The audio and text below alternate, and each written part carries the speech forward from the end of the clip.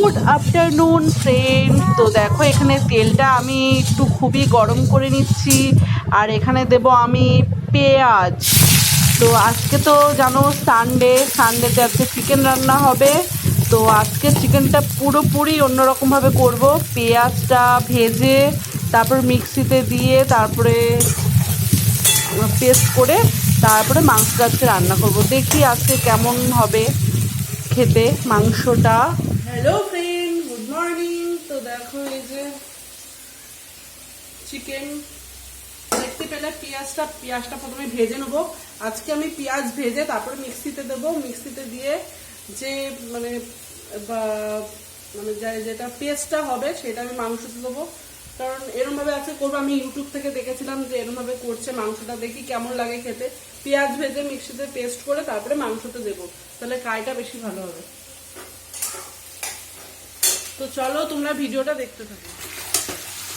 আর এখানে দেখো আমি লাস্টে একটুখানি তোমাদের দেখাচ্ছি। দেখো যে মাংসটা দেখেছো কষাচ্ছি একদম। ও আমার তো এখনই খেতে ইচ্ছা করছে বন্ধুরা। ফাইনালি দেখো চিকেন কষা আর আমের চাটনি, সাথে আছে করলা ভাজা আলু দিয়ে। তো ওটা মেয়ে এখনো আনেনি। একদম স্নান টান করেই বসে পড়েছি খেতে। তো বড় মেয়ে যে খাবার টাবার সব নিয়ে আসছে, আর ছোট মেয়ে দেখো আমার সাথে কি করছে। হ্যাঁ মানে মস্তি করছে আমার সাথে। উফ বাপরে বাপ, সারা দিন রোদ্দুর দিল, হুটহাট করে আবার বৃষ্টি। এই যে কি করি বন্ধুরা, কি বলবো।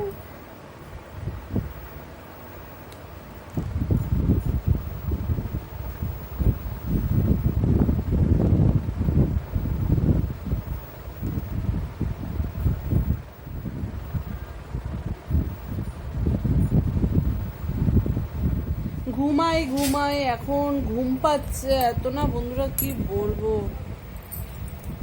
ঘুমিয়ে এখন দিন কাটছে রে। আর এখানে দেখো শ্রাবণ মাসের চুড়ি।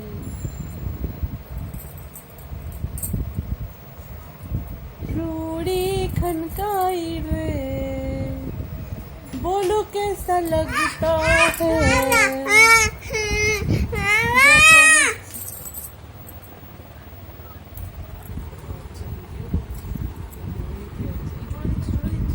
এই জোরে দিস না, করছি না আমি।